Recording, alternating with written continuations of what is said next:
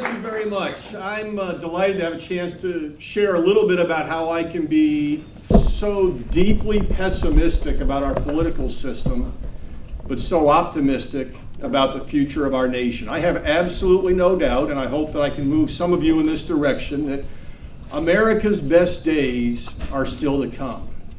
It's not something we read about in the history books or that we have nostalgic feelings for.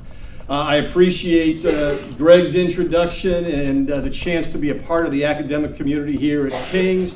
We're really excited to work with Boyd and Greg and others on this Institute for Community-Driven Solutions.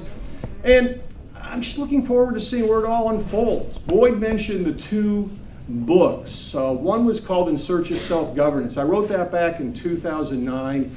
The other book is coming out next year. And these are important milestones, markers in my life. You know, we all need to have markers and reference points for where we've been to help us understand where we're going. When I wrote the book back in 2009, I was where tens of millions of people are today, really depressed about our political system, and I didn't know where to turn. And I was struggling with that. In fact, what was really difficult is that I would go out and speak around the country or talk about polls or candidates or issues or whatever it might be, and there was always somebody in the audience who asked a question that I could not answer, and it broke my heart that I couldn't answer it. And the question took different forms, but it was always, what can I do? What can I do to help the political process? What can I do to make our country better? Sometimes people would say, you know, do we need term limits? Is that the one thing that we should push for? Sometimes it was, should we elect more people from our team? But it was always, what can I do? And by 2009, I had spent enough time seeing the way the political system worked that I couldn't give them an answer, because truthfully, there was nothing they could do. There was nothing through the political process, because the process was designed to keep people out. A lot of people I dealt with in the political world were saying, you know, if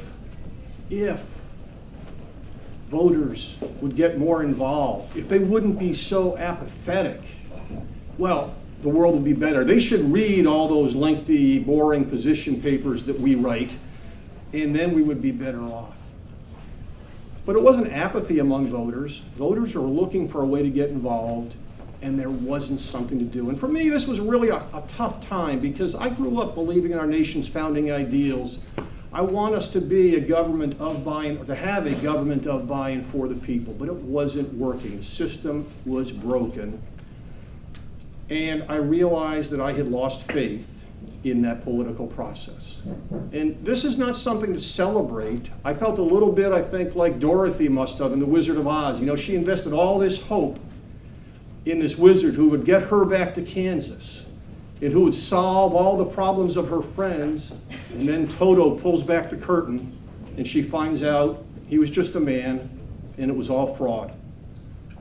That's where we were with the political process. Now, I wrote that in 2009, and I knew I still had hope. I was looking for where to be hopeful.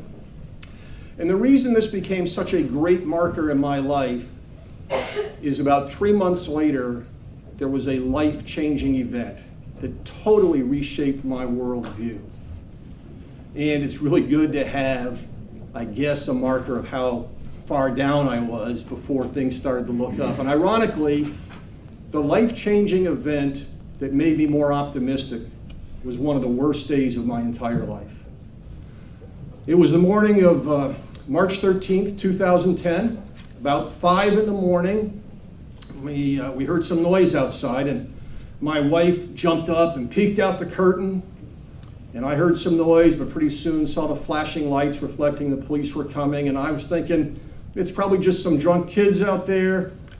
Police will take care of it. I can roll over and go back to sleep. It's a Saturday morning. I don't need to be up at this time. And instead, there was a loud and urgent knock on the door. And my wife was already up, and so she went peeling downstairs to see who was at the door. And I was thinking, that's really stupid. We don't know who this is. It's 5 in the morning. So I just yelled out, if they're not wearing a uniform, do not open the door. But it was a police officer. And what he said was, the Manchester Hotel is engulfed in flame. Now, I live in a really small town at the beach. The houses are about 6 feet apart, and the Manchester Hotel wrapped around our house. He said, the Manchester is engulfed in flame. You have to be prepared to evacuate. And I could take you through the next 45 minutes of my life, moment by moment. I remember everything. And I remember it almost like the movie, that slow motion part as you were going through it.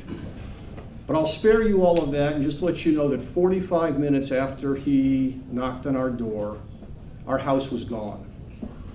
I don't mean it was charred and scarred.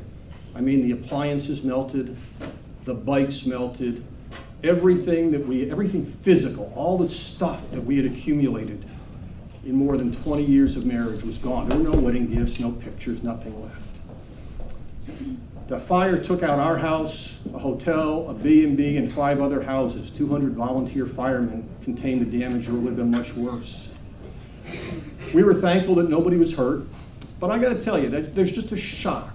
My wife cried on the 13th of every month for a full year as we remembered that. I was in such shock that I just kept going through the motions. I had a TV interview that afternoon, so I went on TV. I had a speech the next day, so I went and gave the speech. But we were just going through the motions. It took us 20 months before we could rebuild the house and move back in.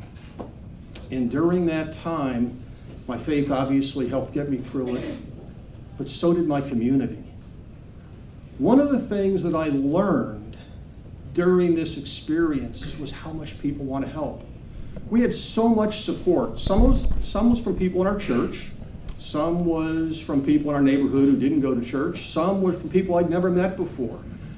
Sometimes it was an insurance adjuster. Sometimes it was a local committee official, a local township person. They were offering us food and shelter and entertainment and clothing. And it finally got to the point where we had to say, enough. The people in Haiti need your help. We don't. We have good insurance. We're going to be okay.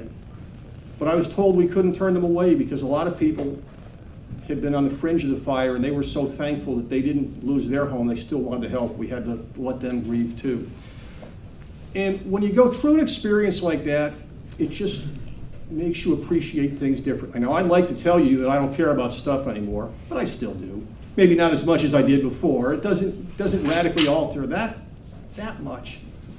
But it makes you take a look at the world differently. I had grown up, I've always been around volunteer activity. I've always been in groups like that where you help your neighbors, but I never recognized the power of it. Somewhere during this experience, and I can't remember exactly where it fit or what triggered it, but I read about a sociology experiment, and maybe some of you have heard of this too, but a 1-minute film was produced, and it showed 6 people walking in a circle. And they had jerseys on to identify that they were on 2 different teams, and they were passing basketballs back and forth. Sometimes they were bounce passes, sometimes chest passes, sometimes they'd lob them up a little bit. And test subjects were brought in to watch this video for 1 minute and count the number of times that one team passed the ball. And I think the answer was 36. So they're kind of intense. You 36 passes in 60 seconds, people are focusing, making sure it's the right team and not the other guys. And what happened in the middle of the film, for 9 seconds, a student dressed as a gorilla walked into the center of the screen, did the big gorilla thing, and half the people who saw it never saw the gorilla. They were so focused and counting the number of passes that they missed something because they didn't expect to see it. In America today, when we get so obsessed with all the details of the political process and the electoral college paths to victory and what demographics there are, we're missing invisible gorillas all around us. And that's what I began to see as I saw the power of community working after that fire. All of a sudden, instead of looking at the world and saying, oh my gosh, as Boyd said, we're divided, we're polarized, we have all these problems, and this group doesn't like this group, I actually began to look and see that in America there is something that unifies us. I can't say it as well as some people, but there is what I guess you would call it the American creed. And it's a core belief that we should all be able to decide what to do with our own life, so long as we don't interfere with the rights of others to do the same. It's a basic idea of freedom. Now, we may all choose different ways to live our life. We may make different choices, but the core belief that unites Americans is that idea that we should have the right to make those choices. And on top of it, there's something else. A lot of times, people who talk about freedom forget this second half, and you can't. The second half is most of us don't use that freedom to be rugged individualists and go hide in the mountains and not talk to anybody else. We are social beings. We want to use our freedom to work together in community, to live together in the community, to make a better world together in community.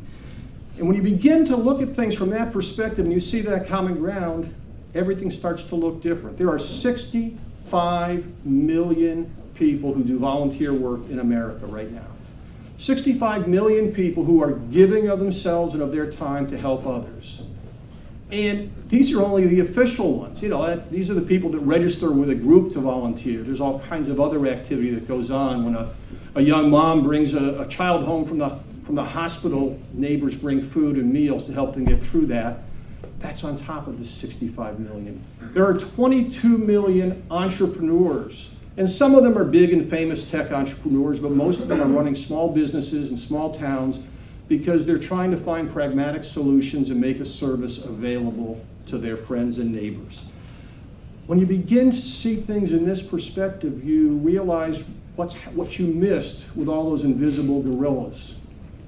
Government, politics is a part of the solution. It's not that it's unimportant. You should certainly go vote, even if you think it's just for the lesser of two evils. It's part of what the process is. But governing is much more than government alone. Every institution, every relationship in society has a role in making our society work. If you are married, your spouse plays a role in governing your life. If you go to a school, that has an impact on governing your life. If you have a job, that has an impact on it. Every institution has this role to play. What we need is an all-hands-on-board approach that draws on all of these resources to make our country work a little better.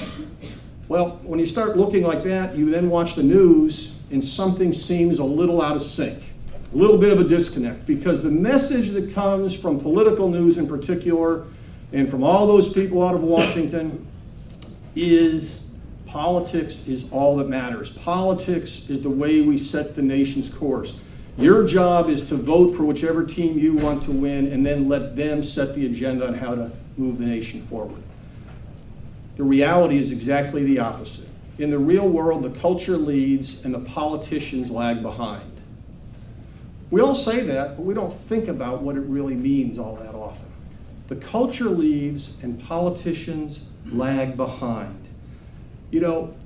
I went back as part of the research on my new book and read through the headlines from the 1970s. That's when I was going from my teenage years into my young adulthood.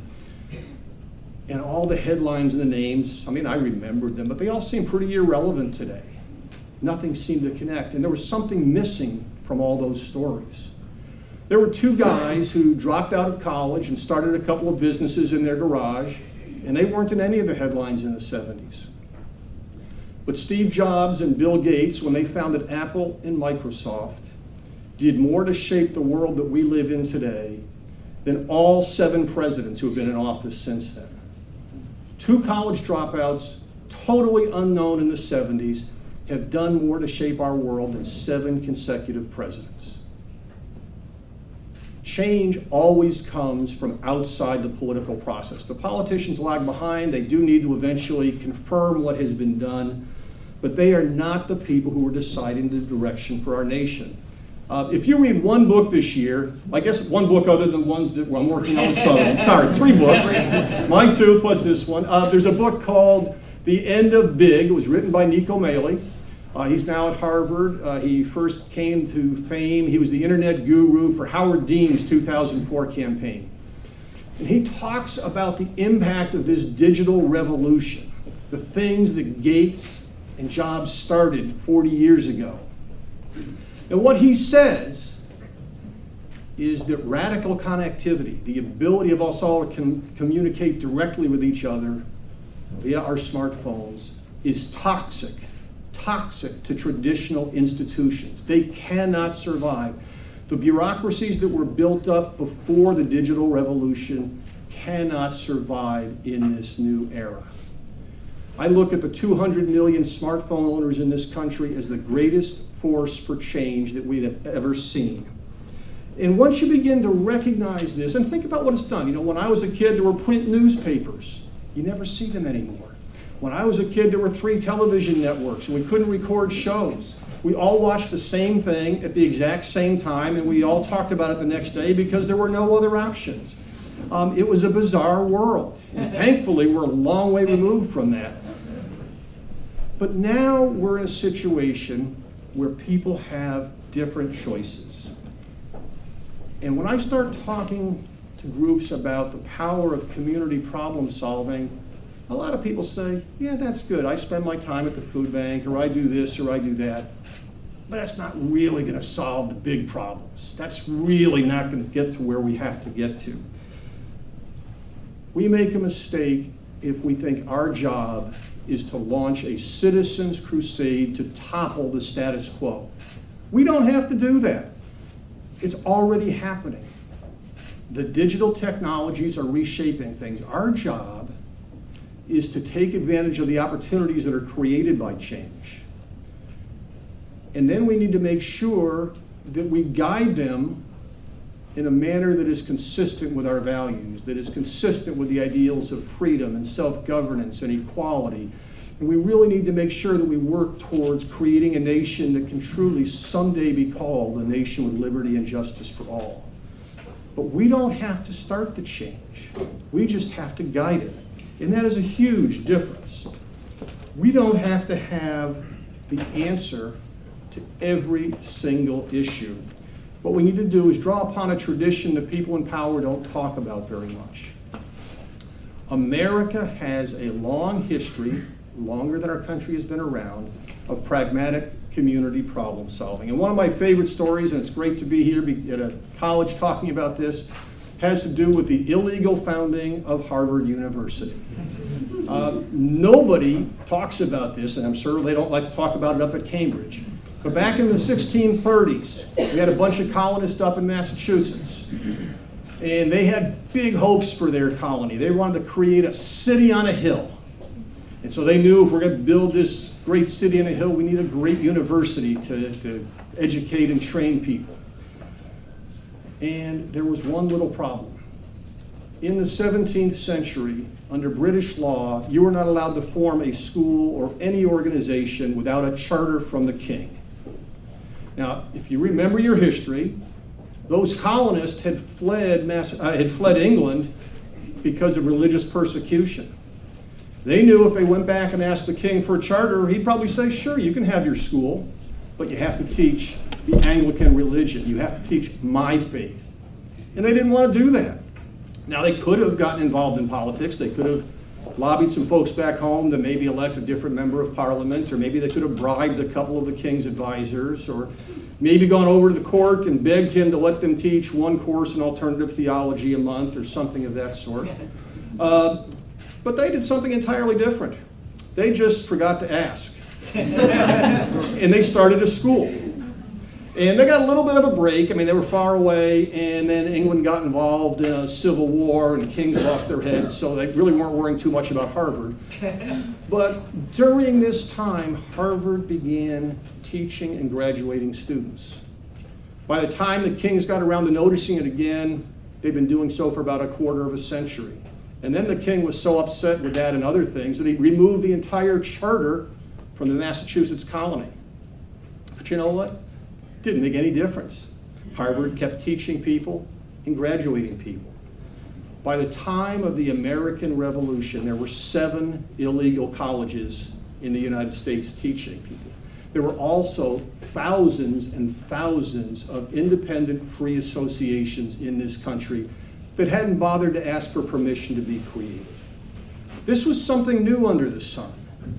And when people started doing these things, they began to find they had the power to govern their own lives. That was a big part of what made America stand out and be unique, be a different kind of country right from the start. And there were abolition societies, and there were societies for helping take care of the poor, and there were educational programs. Whenever there was a problem, people got together and did something about it. And that's what we need to do. Every one of us has different passions, different skills, different gifts, different talents. We have different things that motivate us. But if you see a problem, solve it. If something touches your heart and you have the ability to do something about it, do it. If something reaches out to you and you don't know what to do, get together with some friends and fix it.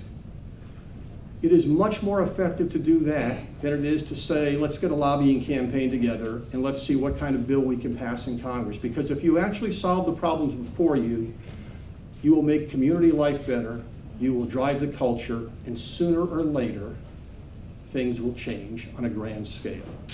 Now, I have to tell you that if you go about serving your neighbors, and if you go about problem solving like this, in America today, there will always be a bureaucrat or a regulator who will say you can't do that. You didn't ask permission, you didn't fill out the right forms, you didn't get the rules right. I'm not advocating that people just willy-nilly go out and break the law. There's a lot of space within the laws. Just bureaucrats sometimes don't think you should be able to do anything unless you ask their permission first. But if you believe, for example, if your heart is really set on helping inner city children get a better education, find a way to use the new technologies, the homeschooling laws, or whatever other set of laws can work in your favor. Get together with some teachers and concerned parents and create a new school, a school that is appropriate for the 21st century instead of an outdated model that is failing so many today. Go out there and solve problems. What we're going to be talking about at the Institute for Community-Driven Solutions is a massive campaign of community problem solving. People doing what they can with what's in front of them. The problem of the regulators will always be there. Philip Hamburger, who's written a great book called Is Administrative Law Unlawful?, talks about the fact that there's always going to be people like this who say, I think he described the problem as the recurring human lust for power. There will always be people who want to tell the rest of you what to do. And if you go at this with the idea of making a political statement or an act of civil disobedience, well, it's not going to work out very well. But if you go at it with the idea of serving your community, when the regulator comes and says you can't do something, the community will stand with you. We've seen it in a grand scale recently with Uber. Mayor de Blasio didn't think Uber should be allowed to work in New York City unless they played by his rules. But millions of Uber users had a different idea, and the mayor had to back down. We're seeing that happen more and more with this era of radical connectivity. We have opportunities to solve problems in ways they've never been solved before, and that will make some people nervous. But a good friend of mine who's a Navy chaplain, I guess offered me the best summary of why this can work. He said that no bureaucracy, no regulatory state, no set of rules will ever be more powerful than the simple guideline of love thy neighbor. If you are loving your neighbor and you are serving people and you are being creative and you are looking for ways to get things done, you will change one corner of the world. Now, sometimes we tend to look back at the traditions that we have in this country and we put some of these people on a pedestal and we say that nothing can ever change. I think we have to look more at the attitudes than some of the specifics. I'm talking about this attitude of problem solving right now. And I'm going to give you an example that will show both how powerful it can be, but also how corrupting the idea of power can be. Thomas Jefferson, after the Revolution, after we had won our independence from Great Britain, wrote that all of these independent associations, all of these free illegal organizations had played a great role in defeating the British, and that we could not have survived, we could not have won the war without them. And remember, this is Thomas Jefferson who wrote about government deriving their only authority from the consent of the governed. He then said, but now that we have our government in place, I'm not sure that we should allow these organizations anymore. Once his team was in power, he saw it differently. And he wasn't the only one.